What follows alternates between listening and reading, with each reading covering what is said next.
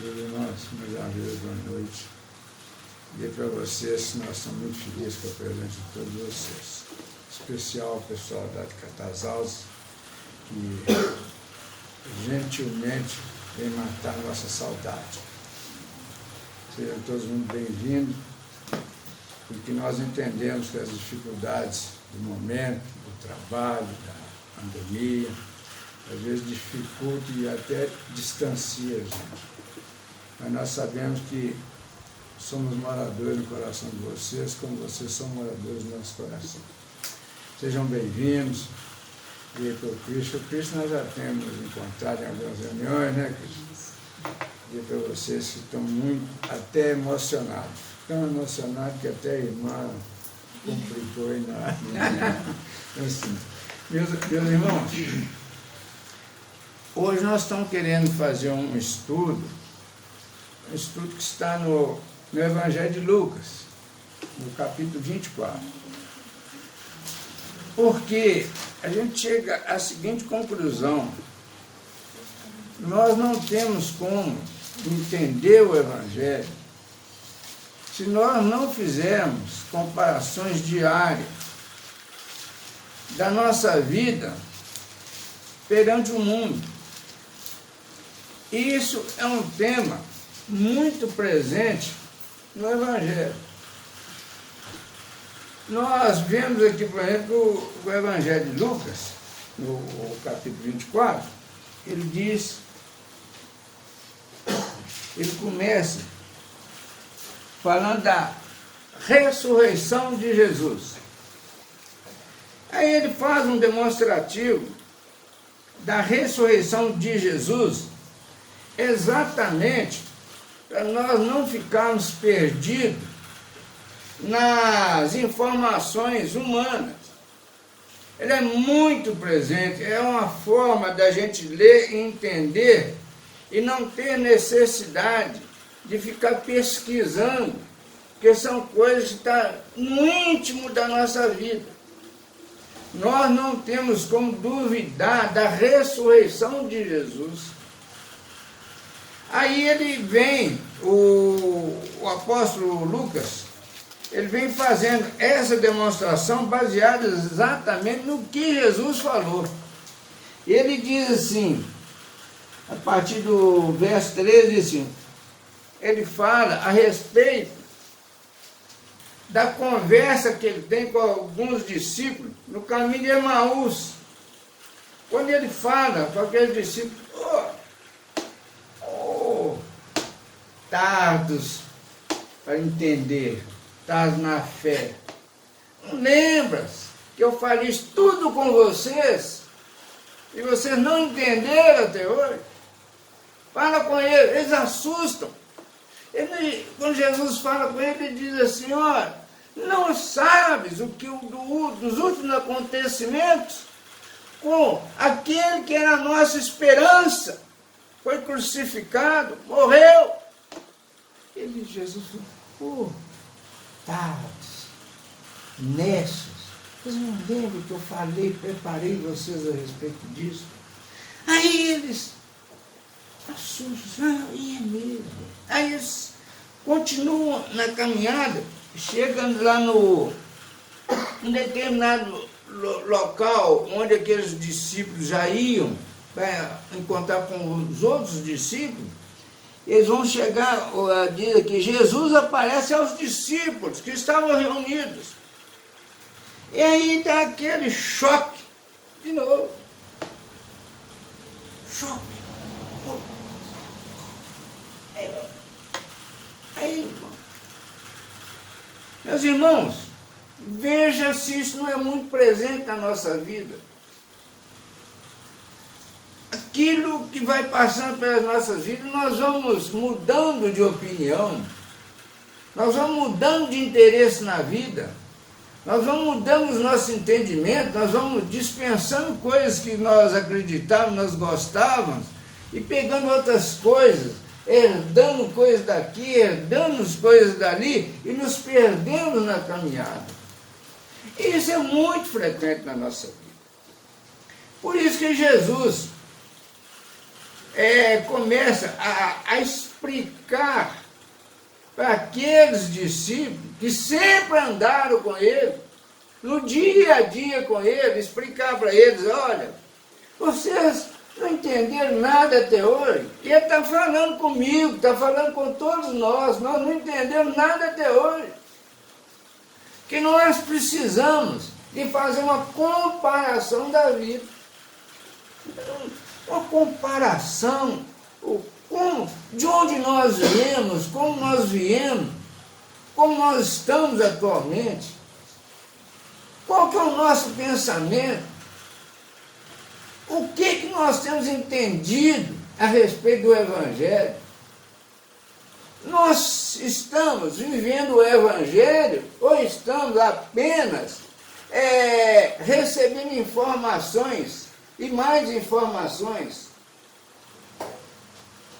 Aí ele começa a fazer essa explicação das Escrituras e ele fala assim,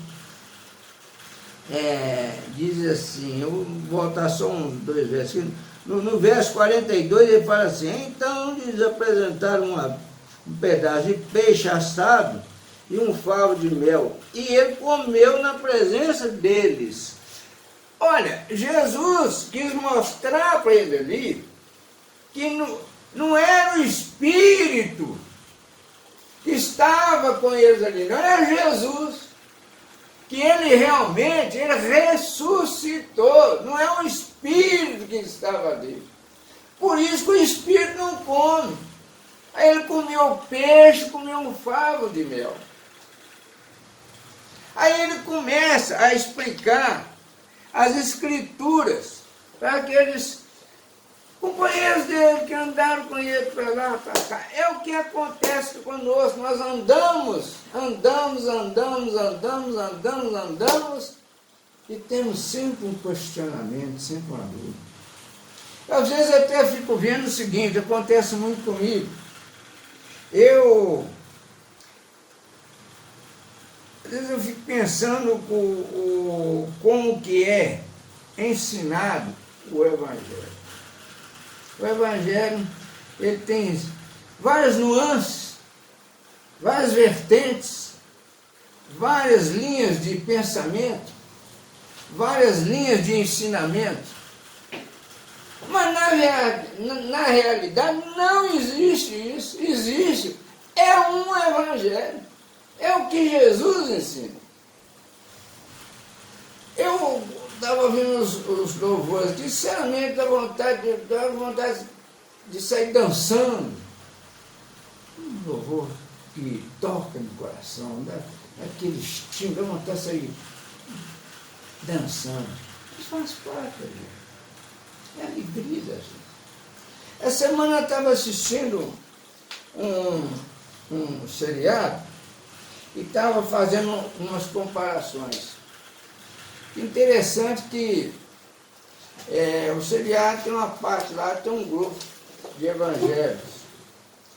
E lá a gente começa a notar que o Evangelho torna-se ramo de vida, torna-se negócio. Aí começa a fazer aquelas igrejas suntuosas, bonitas, cheias de milagres, cheias de não sei o quê, não sei o quê, não sei o quê. Aí eles tem aquelas pessoas ali, cheias de verdadeiro coração se quebrantar. Às vezes mas existem as divisões. Mas o Evangelho ensina que para Deus não há acepção de pessoas. Que nós não somos condenados pelos nossos pecados. Mas nós somos condenados pela nossa descrença, pela nossa desobediência. Mas nesse seriado que eu estava vendo, fica muito patente, como que é desvirtuado o Evangelho. Uns se entrega porque realmente se arrepende. E chega à conclusão, olha, eu não posso continuar com a minha vida, eu tenho um toque na minha vida. Outros tem interesses outros. Tem uma passagem lá de uma moça, uma mocinha, uma moça bonita, e ela começa a namorar com o filho do pastor, o pastor não é muito falando, não é muito bem preparado, e o filho dele também bem preparado, daqueles bem preparados para carreira. Aí ele doido para comunicar aos pais que estava querendo relacionar com aquela moça, né? Oficializar o namoro, o negócio todo. Aí ela falou, não, calma. E ele querendo. Aí um dia ele fala para ele, sabe, minha mãe recebeu uma profecia dizendo que esse nosso relacionamento não é de Deus. Aí o filho, que era de obediência toda, aí ela fala assim com ele, eu conheço essa profecia, porque era uma moça bonitinha, simples, trabalhadeira, engajada no trabalho lá da igreja, tá? Mas é simples. Não é aquilo que o pastor e a pastora queriam para o filho. Aí a gente começa a ver o seguinte, que como que as coisas mudam, né? Aí a gente fica pensando que... Aí o sujeito fala assim, é porque é pentecostal, é porque... Não existe nada disso. O que interessa é viver o Evangelho, é experimentar o Evangelho. Aí, só para a gente fazer umas comparações, eu fiz esse comentário, a gente vê que nós precisamos realmente de buscar uma comunhão com Deus na pessoa de Jesus. Porque se nós fizermos uma análise do mundo, o mundo realmente, para o mundo não há salvação. Se nós fizermos uma análise do avanço tecnológico, dessa complexidade toda, do progresso, nós vamos chegar à conclusão que não vai chegar a lugar nenhum. Com tantos problemas ambientais, tantos problemas de estufas e de lixos, essas coisas todas. Hoje nós estamos vendo falar que muito em breve não haverá mais carro elétrico, não haverá mais carro a combustível, mas sim carros elétricos. Onde nós vamos colocar essa carraiada toda? Hoje nós já não temos mais estrada para os nossos carros, nossos veículos rodarem. Nós chegamos à conclusão que aquilo que a Bíblia ensina vai acontecer. Não tem como, vai acontecer. Então, Jesus começa a explicar para aqueles discípulos, ele faz essa demonstração aqui do comer o peixe e o favo de mel, para a gente saber que realmente não é o Espírito que estava ali, é Jesus que estava ali. Ainda como homem, o homem come, bebe, né? Ele ali dentro. Ele, a partir do momento que foi assunto ao céu, o que aconteceu? Veio o Espírito Santo. Por isso que ele diz que, enquanto ele não for, o Consolador não pode vir. Quando o Consolador vem, ele toma conta do nosso coração, do coração daqueles que arrependeram, sentiram as suas dificuldades, tiveram aquele encontro com Jesus. O Espírito Santo passa a direcionar a vida dele. Aí Jesus diz, a seguir Jesus, lhes disse aos discípulos, são essas palavras que eu vos falei, estando ainda convosco, quando eu estava andando convosco, com vocês. Importava que se cumprisse tudo que de mim está escrito na lei de Moisés, nos profetas e nos salmos. Meus irmãos, vejamos aí que existe um caminhar longo. Começa lá com Moisés. Até então não havia salvação. Não existia salvação. Por isso nós temos que entender, a salvação é salvação do mundo. Não existia salvação, era um sofrimento terrível. Mas a lei de Moisés veio determinando o que se pode fazer, o que se deve fazer, porque a partir do momento que existe a lei, existe o infringimento da questão, existe o pecado, existe a lei para ser respeitada. Passado isso, a lei veio, os profetas vieram para falar com o povo, com a humanidade, dos problemas que eles estavam infringindo a lei. Por que estava havendo esse sofrimento no mundo? Eles ainda não tinham entendido que eles eram desobedientes.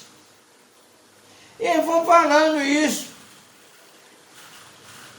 Depois cita aqui que, e nos Salmos, os Salmos nós podemos entender que o salmista, o salmo é aquele que se sente tocado, aquele que diz, reconhece as suas dificuldades de entendimento, clama, suplica a Deus, que esclareça no coração dele, traz essa diferença para ele. E essa diferença vem pelo poder do Espírito Santo, a transformação. Mas não é preciso querer. O querer é exatamente o arrependimento. Que se nós não queremos, não há quem possa nos transformar. Só nós querer. Se nós não queremos, não há como. Aí ele diz assim, no verso 45, ele diz assim, então, lhes abriu o entendimento para compreender as Escrituras. Então, então lhes abriu o entendimento para compreender as Escrituras. As Escrituras é o escrito do Evangelho, o ensinamento do Evangelho de Cristo. E lhes diz, assim está escrito que o Cristo havia de padecer e ressuscitar dentre os mortos no terceiro dia. Então, ele falou antecipadamente. Ele não falou depois que aconteceu, ele falou antecipadamente. Vai acontecer isso. Vai acontecer, eu vou ser preso, condenado, crucificado, morto, mas vou ressuscitar. Ele falou tudo antes de acontecer. O que acontece conosco? Nós temos em nós, sempre somos falados, explicados, o que está nos acontecendo, quais as probabilidades, quais as possibilidades daquilo que nós estamos pensando. É isso que nos traz a veracidade do Evangelho. a certeza do Evangelho. Não adianta, nós não temos que ler, buscar com alguém o que vai nos acontecer. O Espírito já está falando, a oportunidade do arrependimento, do entendimento, da crença. É isso que nos desperta para o entendimento. Mas nós ainda temos uma oportunidade. Se nós entendemos assim, a nossa ação pessoal e particular vai nos mostrar se nós duvidamos desse manifestado Espírito, certamente não vai ser bom para nós. Mas se nós entendemos que aquilo é de Deus, é do Espírito, certamente vamos encontrar um novo caminho. Isso é uma coisa que nós não dependemos de absolutamente ninguém.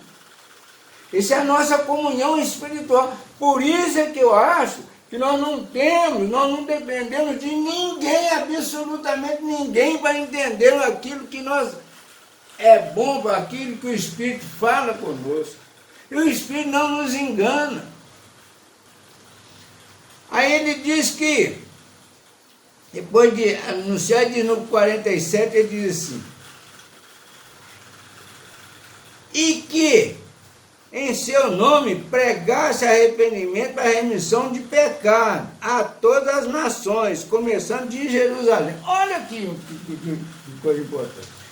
E que em seu nome, que em nome de Jesus, pregasse arrependimento para a remissão de pecado. O que é pregar para a remissão de pecado?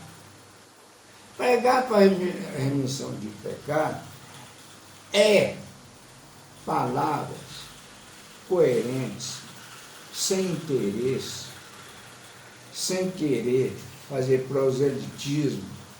Ah, na minha igreja é assim, o meu pastor é assim.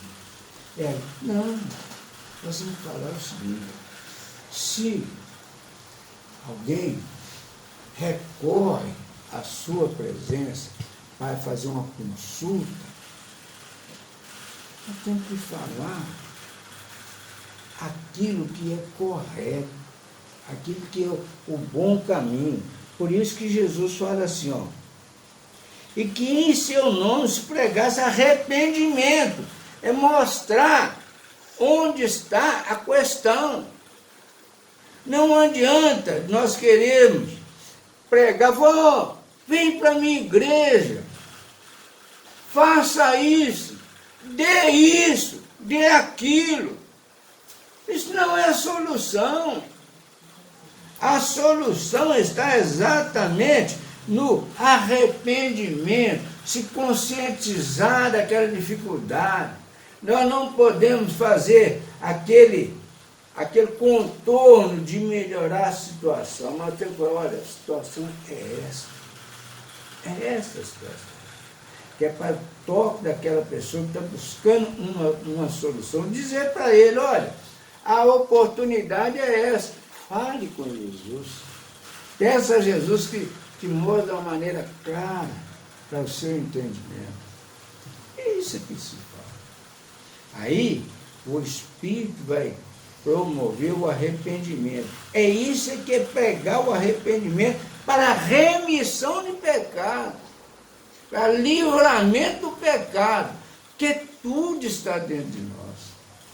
Muitas vezes a gente fica fazendo uma analogia daquele quadro lá do paraíso. Será que aquela serpente estava sendo vista por Eva ou ela estava dentro de Eva? Como nós podemos pensar? Porque se nós falarmos que ela está dentro, falando, pode ser que nós falamos, de tempo a serpente falava, eu estava conversando com ela e ela falou isso. Mas nos dias de hoje, ninguém vai dizer que está conversando com a serpente. Mas nós sabemos o que está acontecendo dentro de nós. A serpente do mal o espírito do mal pode estar falando alguma coisa conosco, nos conduzindo para um mau caminho. Por isso que nós precisamos do arrependimento para a remissão de pecado. Isso nós devemos fazer a todas as nações, todas as pessoas. E ainda diz o seguinte, começando por Jerusalém. Por que começando por Jerusalém? Porque Jesus está dizendo aqui, porque vós sois testemunha dessas coisas. Por que nós somos testemunhas, são testemunhas? Porque você já tem experiência dentro. Tem experiência dentro. Porque tudo que o Evangelho ensina é o que nós devemos fazer. O Evangelho diz aqui o seguinte, se nós não perdoarmos, não seremos perdoados. E assim ele vai dizendo, não devemos mentir. O Evangelho dá um ensinamento perfeito. Ninguém precisa de perguntar a ninguém. É só ler o Evangelho. É seguir o Evangelho. Vós sois testemunha dessas coisas. Por que vós sois testemunha? Porque você sente, está dentro de nós, está dentro de nós. Nós sabemos tudo que passa dentro de nós. No 49 ele diz que eis que envio sobre vós a promessa do meu Pai. Permanecei, pois, na cidade, até que do alto sejais revestidos do poder. Qual que é o poder? O poder é o poder espiritual. É o poder do arrependimento. É o poder da transformação de vida. Isso que nós precisamos. Nós precisamos de entender qual que é a nossa situação aqui na Terra, o que acontece conosco. Nós precisamos de entender que nós somos guias, nós temos um propósito de Deus aqui na Terra. Tem um propósito de Deus aqui na Terra. Por isso, meus irmãos, todo esse trajeto que nós estamos fazendo, desde Adão, a lei de Moisés, dos profetas, dos salmos, vem culminar em Jesus, na nova aliança, feita pelo sangue do Cordeiro, a nova aliança com Jesus. E isso vem de longe, está vendo? Não é de milhões de anos. Vem. Chegou em Jesus. Em Jesus veio a salvação. Qual a salvação que veio? A salvação do mundo, dessa situação. Aí, meus irmãos, tudo isso culmina em Jesus Cristo. Mas nós temos um quadro comparativo aí. Nós podemos fazer um quadro de comparação com o mundo. O mundo, por exemplo, que nós mais temos entendido hoje, que é o maior interesse da humanidade, é financeiro. O que a Bíblia fala? O Deus Mamon. Esse é o Deus que segue todas as coisas. É o que o mundo vive. E nós vivemos atrás disso. Todos nós vivemos atrás disso. Infelizmente. Por que nós vivemos atrás dessa loucura? Falta de fé. A nossa fé está depositada num bem material, num acúmulo. Esse que é o grande problema. Nós não conseguimos viver da paz, do bem-estar, da certeza que nós somos passageiros aqui nesse mundo e vão ter um tempo determinado. Que o próprio mundo mostra, não ficou ninguém ali. Por mais importante que ele seja, ele tem um tempo determinado. Então nós temos que entender isso. É tempo determinado. É um tempo que nós temos aqui para cumprir o propósito. Qual que é o propósito de Deus? É essa geração em geração, vem uma, vai outra, vem uma, porque que haja salvação do mundo. Não é salvar o mundo, é salvar do mundo. Porque a Bíblia nos deixa bem claro que a salvação é do mundo. É o mundo que é mau. É o mundo que está amaldiçoado. Não são pessoas amaldiçoadas. Nós, como nascemos no mundo, somos todos iguais. Nós temos aqui uma comparação para a gente fazer do salmista, que está no Salmo 73. O Salmo 73 é um dilema que todos nós vivemos.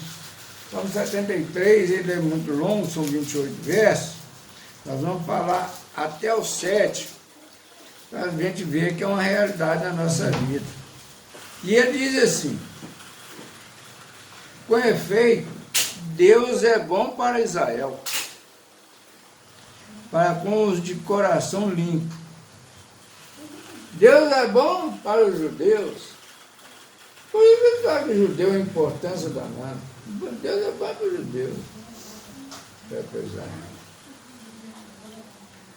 Quanto a mim, porém, quase me resvalaram os pés. Pouco faltou para que se desviasse os meus passos. Pois eu invejava os arrogantes, ao ver a prosperidade dos perversos. Qual de nós não fazemos isso?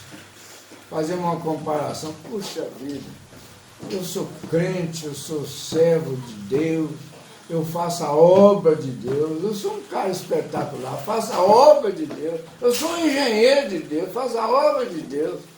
E, no entanto, os maus estão prosperando. E eu estou numa... É uma injustiça. Como diz um político amigo nosso que dizia que é uma injustiça. Para eles não há preocupações, o seu corpo é sadio e nédio. Não partilham das canseiras dos mortais, nem são afligidos como os outros homens. Daí a soberba que os cinge como colar, e a violência que os envolve como um manto. Os olhos saltam-lhes da gordura, do coração brota-lhe fantasia. Qual de nós não pensamos assim? Qual de nós que não fazemos essas comparações no dia a dia? Qual que não fazemos? Então, meus irmãos, veja que essa explicação das Escrituras, feita aqui no Evangelho de Lucas, Jesus vem para nos explicar, para nos chamar a nossa atenção, para fazer uma comparação da vida. Qual tem sido a nossa vida perante o Cristo, perante Jesus? O que Jesus tem feito na nossa vida? Porque esses próprios discípulos, eles não tinham consciência disso não. Estavam vivendo com Jesus, andando com Jesus, mas estavam esperando uma coisa melhor. Estavam esperando que Jesus viesse tornar-se o rei de Israel. E eles diziam ser os ministros de Jesus. Não é esse o nosso pensamento? E não é esse o pensamento que nós precisamos de abandonar? Entender que nós somos caminhantes aqui na Terra, estamos vendo essa situação. Porque muitas vezes a gente vê a situação do Brasil, acha que é o Brasil, mas o mundo é assim. Então, nós esquecemos da paz, dos socorros que vem à nossa vida, a nosso favor, sem que nem esperamos. Quanta dificuldade, quantas gratas satisfações que nós temos recebido na vida, sem esperar. Às vezes nós nem valorizamos. Quantos, o salmista diz aqui, quanto a mim, porém, quase me resvalaram os pés, pouco faltou para que se desviassem os meus passos, pois eu invejava os arrogantes ao ver a prosperidade dos perversos. Mas nós não vimos, por exemplo, as lutas deles, a dificuldade. Nós dificilmente nós vimos a dificuldade que passa as pessoas que não têm Jesus. Vive, às vezes, atolados nas piores situações, sem sono para dormir. Por isso que nós precisamos de fazer comparação na nossa vida. Buscar uma forma para a gente entender que o nosso caminho é o Evangelho. Não é pela religião, não é por isso, não é pela filosofia, é por caminhar com Jesus. É falar com Jesus. É conversar com Jesus, é falar com Jesus na intimidade. Olha, Jesus, eu não estou entendendo. Essa que é a nossa, o fundamento da nossa fé. É acreditar nisso que Jesus falou aqui, como que ele falou que então lhes abriu o entendimento para compreender as Escrituras. Nós só vamos compreender as Escrituras baseado no Evangelho. O Antigo Testamento é uma história de um povo que veio para servir de demonstração, para chamar a atenção dele, mas é história. O Evangelho, a nova aliança em Cristo Jesus, veio para abrir os nossos olhos da necessidade da salvação em Cristo Jesus. Essa salvação, ela é incondicional, ela não está sob condição. A única condição é querer, ainda que não esteja compreendendo, é querer. E a forma de comparar, fazer essa comparação, é saber o que eu estou vivendo. Estou vivendo bem? Estou vivendo mal? Essa felicidade que eu estou vivendo no momento é uma felicidade duradoura? Ela tem risco? Se ela tem risco, não convém. Mas felicidade duradoura só em Cristo Jesus.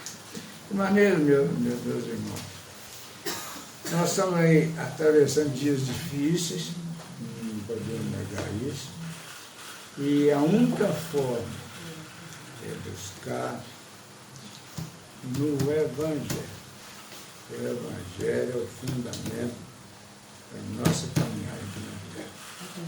Bom, meu irmão, fica essa palavra da nossa reflexão. Amém?